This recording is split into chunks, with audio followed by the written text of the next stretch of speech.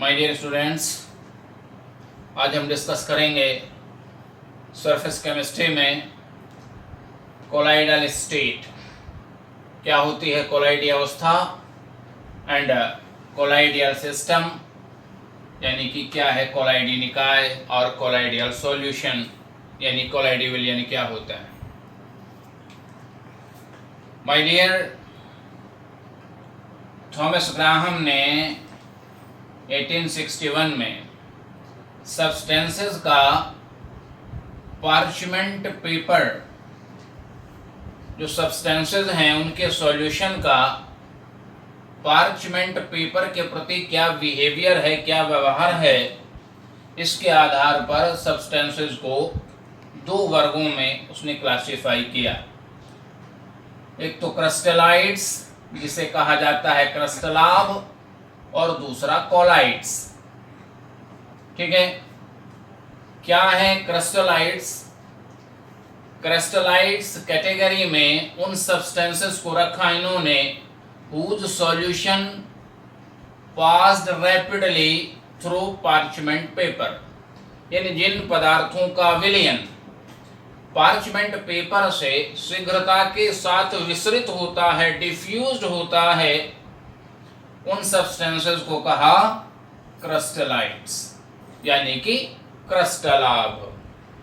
जैसे शुगर है, ग्लूकोज हो गया, यूरिया हो गया, तो ये सब्सटेंसेस, या कॉमन साल्ट हो गया, ये सब्सटेंसेस इन्होंने रखे क्रिस्टलाइड कैटेगरी में। ठीक है, दूसरा कैटेगरी है कोलाइड्स।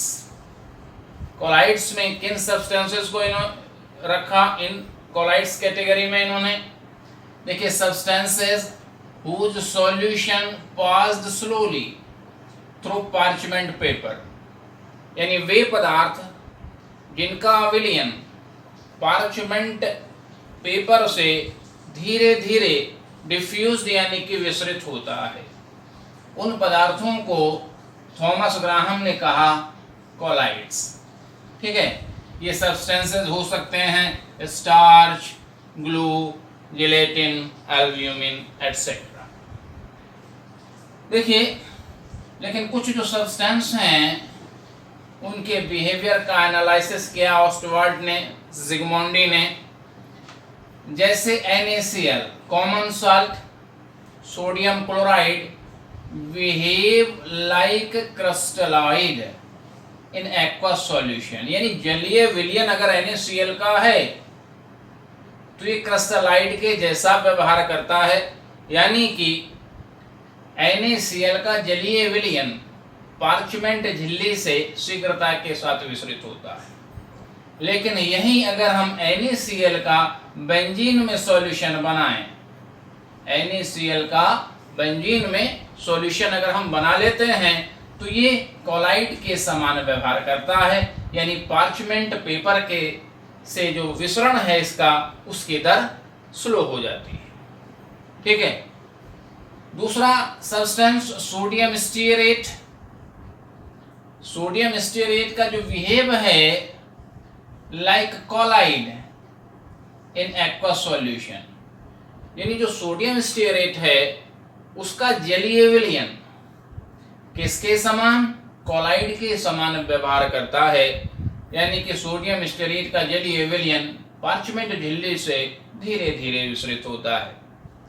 किंतु अगर हम सोडियम स्टीयरेट का अल्कोहल में सॉल्यूशन बना लेते हैं तो सोडियम स्टीयरेट का अल्कोहल में सॉल्यूशन क्रिस्टलाइड के समान व्यवहार करता है, यानी कि सोडियम स्टीयरेट का अल्कोहल में सॉल्यूशन अगर आपने बनाया तो वह पार्चमेंट झिल्ली से क्विकली यानी शीघ्रता के साथ तीव्रता से विसरित होता है। ठीक है, इसी आधार पर इन असामान्य व्यवहार का आधार मानकर जो मॉडर्न कॉन्सेप्ट दिया गया कोलाइड्स का, वो क्या है, इस पर हम चर्चा करेंगे। क्या है आधुनिक धारणा कि colloid is not a substance, यानी कोलाइड कोई पदार्थ नहीं है। Colloid is a state of matter, बल्कि पदार्थ की एक अवस्था है। Colloid is not a substance, यानी कोलाइड कोई पदार्थ नहीं है, किसी पदार्थ को हम कोलाइड नहीं कह रहे हैं। आधुनिक धारणा के अनुसार colloid is a state of matter, एक अवस्था है। क्या अवस्था है? इन विच, जिसमें साइज ऑफ सॉल्यूट पार्टिकल, यानी जो डिसॉल्व सब्सटेंस है, जो सॉल्यूट है, उसके पार्टिकल का जो साइज है वो विद इन रेंज, एक स्पेसिफिक रेंज में होता है।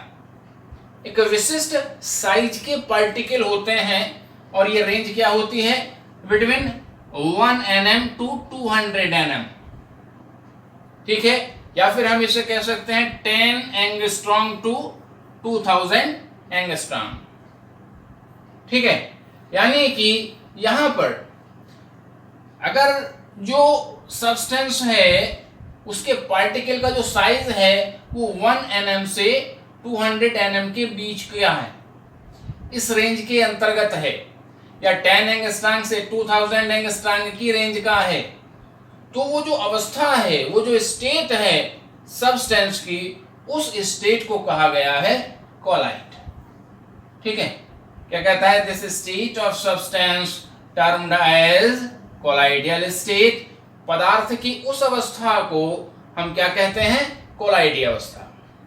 यानी कोलाइडी अवस्था एक अवस्था है जिसमें पदार्थ के कणों का जो साइज है वो एक डेफिनेट रेंज में होता है, वो 1 नैनोमीटर से 200 नैनोमीटर की रेंज में होता है, या 10 एंगस्ट्रॉम से 2000 एंगस्ट्रॉम की रेंज में होता है, या 10⁻⁻⁴ से 10⁻⁻⁷ सेंटीमीटर की रेंज में होता है। तो अगर इस साइज के जो पार्टिकल हैं, अगर किसी मीडियम में वो डिस्पर्स्ड हैं, तो इस प्रकार का जो सिस्टम बनेगा उस सिस्टम को हम कहेंगे कोलाइडियल सिस्टम। यानी कि सीधे सीधे हम कह सकते हैं, यदि किसी माध्यम में वितरित पदार्थ के कणों का साइज 1 nm से 200 nm की रेंज में है, या 10 एंगस्ट्रॉम से 2000 एंगस्ट्रॉम की रेंज में है, तो पदार्थ की इस अवस्था को हमने कहा है कोलाइडियल स्टेट, कोलाइडी अवस्था। और इस प्रकार के जो सॉल्यूशन हैं, जो विलयन हैं, उन्हें हम कहते हैं कोलाइडी विलयन। ठीक है, क्लियर हो गई बात? देखिए यहां पे एक छोटा सा फिगर मैंने बनाया है, जो एक्चुअल में कोलाइडियल सॉल्यूशंस होते हैं, जो कोलाइडी विलयन होते हैं, वो ट्रू सॉल्यूशन, वास्तविक विलयन और सस्पेंशन यानी निलंबन के मध्य के होते हैं। जो ट्रू सॉल्यूशंस हैं, वो ट्रू सॉल्यूशन में जो डिस्पर्स्ड पार्टिकल हैं उनका साइज होता है 10⁻⁸ से 10⁻⁷ सेंटीमीटर की रेंज में, या हम कहें कि 1 nm से भी छोटे साइज के पार्टिकल यानी 10⁻⁻⁴ nm की रेंज में अगर है डिस्पर्स्ड पार्टिकल का साइज, तो वो जो सॉल्यूशन है वो ट्रू सॉल्यूशन होंगे, वो वास्तविक विलयन होंगे। वास्तविक विलयन में जो सॉल्यूट पार्टिकल है और जो सॉल्वेंट पार्टिकल है उनका साइज नियर अबाउट लगभग बराबर होता है। जो सॉल्वेंट पार्टिकल है उसका साइज 10⁻⁻8 सेंटीमीटर की रेंज में होता है, और जो सॉल्यूट पार्टिकल है उसका जो साइज है वो 10⁻⁷ सेंटीमीटर की रेंज में होता है। ठीक है, अगर किसी माध्यम में वितरित या डिस्पर्स्ड पार्टिकल का जो साइज है वो 2000 एंगस्ट्रॉम से अधिक है, 2000 एंगस्ट्रॉम से अधिक है साइज, या फिर 200 nm 200 नैनोमीटर से अधिक है साइज, तो इस प्रकार के जो सॉल्यूशंस हैं उनको हम कहते हैं सस्पेंशंस यानी कि निलंबन। ठीक है, और अगर किसी माध्यम में, किसी मीडियम में डिस्पर्स्ड पार्टिकल का जो साइज है वो इनके बीच का है, इनके बीच की कोई रेंज है, यानी 10 एंगस्ट्रॉम से 2000 एंगस्ट्रॉम, या 1 nm से 200 nm, नैनोमीटर के साइज के अगर पार्टिकल हैं तो आप देख सकते हैं, देखिए यहाँ जो साइज है वो काफी छोटा है, इससे छोटा दिखाई दे रहा है, और इनके पार्टिकल का साइज इससे बड़ा दिखाई दे रहा है। यानी 200 nm नैनोमीटर से अधिक साइज के जो पार्टिकल हैं वो सस्पेंशन बनाएंगे। 1 nm नैनोमीटर से छोटे साइज के जो पार्टिकल हैं वो ट्रू सॉल्यूशन बनाएंगे, और 1 nm से 200 nm रेंज के जो पार्टिकल हैं वो क्या बनाएंगे, कोलाइडियल सॉल्यूशन, जिसे आप कहेंगे कोलाइडी विलियन। ठीक है, तो जो एक्चुअल में कोलाइडियल सिस्टम्स होते हैं, जो कोलाइडी निकाय होते हैं, इट इज नॉट होमोजेनस, यह समांगी नहीं होते हैं। यहाँ ये कैसे होते हैं, ये हेट्रोजीनस सिस्टम होते हैं। इसमें नंबर ऑफ फेज होता है मोर देन 1, एक से अधिक प्रावस्थाएं इसमें होती हैं। देखिए जो कोलाइडियल सिस्टम है इसमें 2 प्रावस्थाएं होती हैं, एक होती है डिस्पर्स्ड फेज और दूसरा होता है डिस्पर्शन मीडियम। देखिए डिस्पर्स्ड फेज कौन सा है, परिक्षिप्त प्रावस्था कौन सी है, परिक्षिप्त प्रावस्था डिस्पर्स्ड फेज है कोलाइडी साइज के पार्टिकल।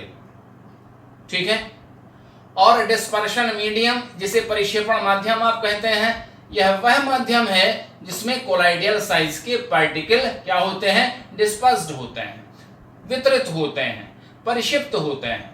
ठीक है, तो 2 फेज हो गई इसकी। तो नंबर ऑफ फेज कितना होता है कोलाइडियल सिस्टम में, 2 होता है, इसलिए इट इज नॉट होमोजीनस। कैसे होते हैं सिस्टम, हेट्रोजीनस होता है। ठीक है, अगर हम बात करें क्लासिफिकेशन ऑफ कोलाइडियल कोलाइड्स पे या कोलाइडियल सॉल्यूशंस पे, तो on the basis of nature of state of dispersion phase and dispersion medium, यानी परिक्षिप्त प्रावस्था और परिक्षेपण माध्यम की अवस्था क्या है, स्टेट क्या है, फिजिकल स्टेट क्या है, उसके आधार पर अगर हम इसको क्लासिफाई करें तो जो कोलाइडियल सिस्टम होते हैं ये 8 प्रकार के होते हैं। ठीक है, सॉल्यूशन पे जब हमने आपको डिस्कस किया था, हमने आपको बताया था कि सॉल्यूशन कितने प्रकार के होते हैं, 9 टाइप्स के होते हैं। ठीक है, लेकिन जो कोलाइडियल सिस्टम है, जो कोलाइडियल सॉल्यूशन है, ये 8 प्रकार के होते हैं। ठीक है, क्योंकि गैस का गैस में जो सॉल्यूशन होता है, यानी जब डिस्पर्स्ड फेज और डिस्पर्शन मीडियम दोनों ही गैस हों, तो ये जो सॉल्यूशन होता है इट इज ऑलवेज होमोजेनस। वह हमेशा क्या होता है, गैस में जो विलयन होता है वो हमेशा कैसा होता है, समांगी होता है, जबकि कोलाइडियल सिस्टम कैसे होते हैं, विषमांगी होता है, हेट्रोजेनस होता है। ठीक है, तो अब हम बात करें डिस्पर्स्ड फेज और डिस्पर्शन मीडियम। यदि दोनों सॉलिड हैं, यानी सॉलिड डिस्पर्स्ड फेज है और सॉलिड डिस्पर्शन मीडियम है, यानी ठोस का ठोस में परिक्षेपण है, तो इस प्रकार के जो कोलाइडियल सिस्टम है उनको सॉलिड साल कहा जाता है। जितनी भी मिश्र धातुएं होती हैं, जितनी भी अलॉयज होती हैं, ये क्या है, सॉलिड इन सॉलिड साल ये होती हैं। ठीक है, जैसे आप ब्रॉन्ज ले सकते हैं, जिंक और कॉपर का अलॉय है, या आप जर्मन सिल्वर का एग्जांपल दे सकते हैं जो जिंक, कॉपर और निकिल का अलॉय है। इसके अतिरिक्त आप रूबी ग्लास का भी एग्जांपल दे सकते हैं, जो एक्चुअल में अल्कली मेटल और अल्कलाइन अर्थ मेटल्स के सिलिकेट्स इसमें होते हैं, और जेना ग्लास का भी आप एग्जांपल दे सकते हैं। अगर सॉलिड डिस्पर्स्ड फेज है और डिस्पर्शन मीडियम क्या है, लिक्विड है, तो ये सबसे इंपॉर्टेंट, सबसे मुख्य प्रकार के कोलाइडियल सॉल्यूशन होते हैं, जिनकी व्यवहार, जिनके लक्षणों का अध्ययन भी हम इस टॉपिक के अंतर्गत करेंगे। उन्हें हम कहते हैं सॉल्ट। ठीक है, यदि परिक्षिप्त प्रावस्था ठोस है और परिक्षेपण माध्यम द्रव है, तो उन प्रकार के जो कोलाइडियल सिस्टम है उसे हम कहते हैं सॉल। और ये सामान्य प्रकार के सॉल हैं, जैसे आप किसी भी मेटल का सॉल ले सकते हैं, गोल्ड सॉल हो सकता है, निकिल सॉल हो सकता है, जिलेटिन सॉल हो सकता है, धातु के क्लोराइड्स हो सकते हैं, सल्फेट हो सकते हैं, सल्फाइड हो सकते हैं। ये सब प्रकार के जो सॉल हैं ये सॉलिड इन लिक्विड, यानी जो डिस्पर्स्ड फेज है वो सॉलिड होती है और डिस्पर्शन मीडियम क्या होता है, लिक्विड होता है। ठीक है, अगर डिस्पर्स्ड फेज सॉलिड है और डिस्पर्शन मीडियम गैस है, अगर परिक्षेपण माध्यम गैस है तो इस प्रकार के जो सॉल होते हैं वो एरोसॉल कहलाते हैं, यानी सॉलिड डिस्पर्स्ड इन एयर। एक अच्छा एग्जांपल आप दे सकते हैं, जैसे स्मोक है। स्मोक क्या है? स्मोक में जो सॉलिड कार्बन पार्टिकल हैं वो गैसेस में क्या होते हैं? डिस्पर्स्ड होते हैं। ठोस कार्बन कणों का वायु में परिक्षेपण क्या होता है? स्मोक होता है, धुआं होता है। ठीक है, तो स्मोक क्या है? एक अच्छा एग्जांपल है सॉलिड डिस्पर्स्ड फेज और डिस्पर्सन मीडियम गैस। तो कभी कभी एग्जाम में आता है कि स्मोक में डिस्पर्स्ड फेज और डिस्पर्सन मीडियम बताइए, तो इसको आप याद करें, बहुत ही इंपॉर्टेंट है। कई बार आता है एग्जामिनेशन में, कोई भी एग्जांपल दे देता है पता और पूछ लेता है इसमें कि कौन से डिस्पर्सन फेज है और कौन डिस्पर्सन मीडियम। अब बात करें कि डिस्पर्स फेज यदि लिक्विड है और डिस्पर्सन मीडियम सॉलिड है, तो इस प्रकार के जो कोलाइडल सिस्टम है उनको हम जेल कहते हैं, और जेल और जेली इसके उदाहरण हैं। अगर डिस्पर्स्ड फेज लिक्विड है और डिस्पर्सन मीडियम भी लिक्विड है, यानी एक द्रव का दूसरे द्रव में परिक्षेपण, यह भी एक मुख्य प्रकार का कोलाइडल सिस्टम है जिन्हें आप कहते हैं इमल्सन। कई बार आता है व्हाट इज इमल्सन, तो इमल्सन क्या है? एक द्रव का कोलाइडी कणों के रूप में दूसरे द्रव में परिक्षेपण, यानी डिस्पर्स्ड फेज भी क्या होगी? लिक्विड, और डिस्पर्सन मीडियम भी क्या होगा? लिक्विड। तो इस प्रकार के जो कोलाइडल सिस्टम हैं उनको हम कहते हैं इमल्सन। ठीक है, जैसे वाटर और मिल्क। ठीक है, मिल्क क्या है? ऑयल इन वाटर, और वाटर क्या है? वाटर इन ऑयल टाइप के इमल्सन है। ठीक है, इमल्सन पर डिस्कस करेंगे तो इस पर हम बताएंगे, विस्तार से इस पर चर्चा करेंगे। अब लिक्विड अगर डिस्पर्स्ड फेज है और डिस्पर्सन मीडियम क्या है? गैस। तो मैंने आपको बताया कि यदि जो परिक्षेपण माध्यम है वो गैस है, तो इस प्रकार के जो कोलाइडल सिस्टम है उनको हम एरोसॉल कहते हैं। ठीक है, अब अगर लिक्विड है गैस में डिस्पर्स तो एरोसॉल ऑफ लिक्विड, और अगर सॉलिड है गैस में डिस्पर्स तो एरोसॉल ऑफ सॉलिड। ठीक है, इसका भी आप उदाहरण दे सकते हैं क्लाउड या फॉग। फॉग में कई बार आता है कि इसमें डिस्पर्स्ड फेज क्या है और डिस्पर्सन मीडियम क्या है। कई बार एग्जामिनेशन में फॉग और स्मोक का ज्यादा आता है, क्लाउड भी पूछ लेता है। अब बात करेंगे डिस्पर्स्ड फेज अगर है गैस और डिस्पर्सन मीडियम है सॉलिड, यानी गैस इन सॉलिड, तो इस प्रकार के जो कोलाइडल सिस्टम है उनको हम कहते हैं सॉलिड फोम। रबर और फोम इसके एग्जांपल आप दे सकते हैं, और गैस इन लिक्विड, फ्रोथ इसे आप कह सकते हैं, फोम आप इसे कह सकते हैं। तो इसके एग्जांपल भी आप सीधे सीधे दे सकते हैं, फ्रोथ है या शेविंग क्रीम। ठीक है, अब अगर हम इसको क्लासिफाई करें on the basis of affinity of dispersed phase for dispersion medium, ये डिस्पर्सन मीडियम क्या है? लिक्विड। द्रव परिक्षेपण माध्यम के प्रति, द्रव परिक्षेपण माध्यम के प्रति परिक्षिप्त प्रावस्था का क्या व्यवहार है, यानी जो लिक्विड डिस्पर्सन मीडियम है, लिक्विड डिस्पर्सन मीडियम के प्रति जो डिस्पर्स्ड फेज है उसका बिहेवियर कैसा है, उसके आधार पर अगर हम इसको क्लासिफाई करते हैं तो कोलाइड्स होते हैं दो प्रकार के। इन्हें दो वर्गों में हम क्लासिफाई कर सकते हैं, एक होते हैं लियोफोबिक और दूसरे होते हैं लियोफिलिक। फोबिक से, फोबिक मतलब होता है भय यानी डरना, जिसे आप कहते हो विरोध, और फिलिक माने होता है अट्रैक्शन यानी जो स्नेह करता हो। तो लियोफोबिक को हम कहते हैं द्रव विरोधी कोलाइड, या हम उसको कह सकते हैं द्रव विरागी, और लियोफिलिक कोलाइड्स को हम कहते हैं द्रव स्नेही कोलाइड, या हम उसे कहते हैं द्रव रागी कोलाइड्स। तो क्या है लियोफोबिक? यानी द्रव विरोधी, जैसे कि नाम से ही पता है कि जो द्रव का क्या करते हो? विरोध करते हो, यानी कि सॉल्वेंट हेटिंग। जो कोलाइड्स द्रव परिक्षेपण माध्यम के प्रति उनका स्नेह कम हो, यानी द्रव परिक्षेपण माध्यम के साथ आसानी से कोलाइडल स्टेट में न जाए, तो इस प्रकार के जो सब्सटेंस हैं वो लियोफोबिक कोलाइड्स कहलाते हैं। क्या कह रहा है? One dispersed phase has less affinity for dispersion medium, यानी कि जो अट्रैक्शन है सब्सटेंस का वो dispersion medium, liquid dispersion medium के प्रति क्या है, काफी कम है। ठीक है, अगर ये कम है तो ये द्रव विरोधी होगा, जिसे आप कहेंगे लियोफोबिक। ठीक है, और लियोफिलिक यानी कि द्रव स्नेही या द्रव रागी।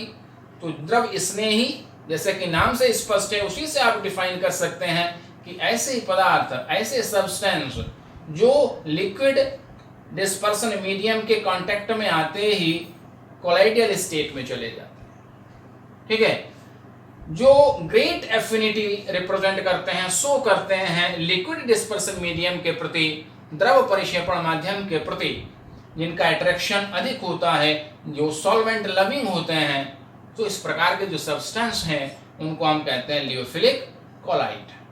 ठीक है, यदि लियोफोबिक कोलाइड का हमने साल बना दिया तो वो लियोफोबिक कोलाइडियल सॉल्यूशन हो गया, और अगर हमने किसी लियोफिलिक कोलाइड्स द्रव रागी सब्सटेंस का अगर हमने कोलाइडियल सॉल्यूशन बना दिया तो वो कहलाता है लियोफिलिक कोलाइडियल सॉल्यूशन। ठीक है, जो द्रव विरोधी पदार्थ हैं, जो लियोफोबिक कोलाइड्स हैं, जो सॉल्वेंट हीटिंग सब्सटेंस हैं, वो उसमें आप दे सकते हैं गोल्ड साल दे सकते हैं, आप निकेल साल दे सकते हैं, मेटल की क्लोराइड्स दे सकते हैं, मेटल के सल्फाइड्स दे सकते हैं, मेटल के हाइड्रोक्साइड्स दे सकते हैं। ये जो सारे के सारे हैं ये लियोफिलिक कोलाइड्स के अंतर्गत आते हैं। लियोफिलिक कोलाइड्स के अंतर्गत आता है स्टार्च, ग्लू, जिलेटिन, एल्ब्यूमिन, ये सारे के सारे लियोफिलिक कोलाइड्स हैं, और इनके सॉल्यूशन क्या हैं, इनके सॉल्यूशन है लियोफिलिक कोलाइडियल सॉल्यूशन। ठीक है, तो ये द्रव स्नेही पदार्थ हो गए, स्टार्च, ग्लू, जिलेटिन द्रव स्नेही है, गोल्ड, मेटल सल्फाइड द्रव विरोधी है। ठीक है, तो ये द्रव स्नेही कोलाइड है और ये द्रव विरोधी कोलाइड है। जो द्रव विरोधी कोलाइड्स हैं इनके जो सॉल्यूशन है ये इरिवर्सिबल होते हैं, यानी कि अगर हम उसका प्रेसिपिटेशन करा दें कोलाइडियल सॉल्यूशन का, और उस प्रेसिपिटेट को फिर से कोलाइडियल सॉल्यूशन में हम कन्वर्ट करना चाहें तो वो पुनः कोलाइडियल अवस्था में नहीं जाता है। ठीक है, इसलिए हम इसको कहते हैं इरिवर्सिबल कोलाइड्स या इरिवर्सिबल कोलाइडियल सॉल्यूशन या सॉल। जबकि जो लियोफिलिक कोलाइड्स हैं जिन्हें आप द्रव स्नेही कोलाइड कहते हो, ये रिवर्सिबल कोलाइड्स होते हैं, ये रिवर्सिबल सॉल होते हैं। क्यों? क्योंकि अगर हम द्रव स्नेही कोलाइडी विलयन का प्रेसिपिटेशन करा दें और इस प्रेसिपिटेट को फिर से किसी दूसरे हम किसी लिक्विड में डिस्पर्स करें तो वह इजीली फिर से कोलाइडी अवस्था में चला जाता है। तो इसलिए ये रिवर्सिबल है, यानी कि ये उत्क्रमणीय कोलाइड्स होते हैं और ये अनुत्क्रमणीय कोलाइड्स होते हैं। ठीक है, जो लियोफोबिक कोलाइड्स होते हैं वो जो इलेक्ट्रोलाइट्स हैं उसकी थोड़ी सी मात्रा डालने पे क्या हो जाता है, उनका कोगुलेशन हो जाता है, प्रेसिपिटेशन हो जाता है।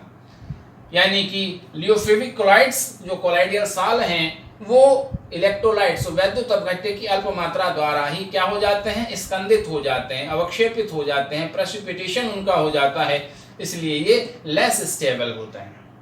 ठीक है, जबकि जो लियोफिलिक कोलाइड्स हैं ये इलेक्ट्रोलाइट की जो क्वांटिटी है वो अगर हम थोड़ी क्वांटिटी में डालेंगे तो अल्प मात्रा में वैद्युत अपघट्य द्वारा इनका प्रेसिपिटेशन यानी कि अवक्षेपण नहीं होता है।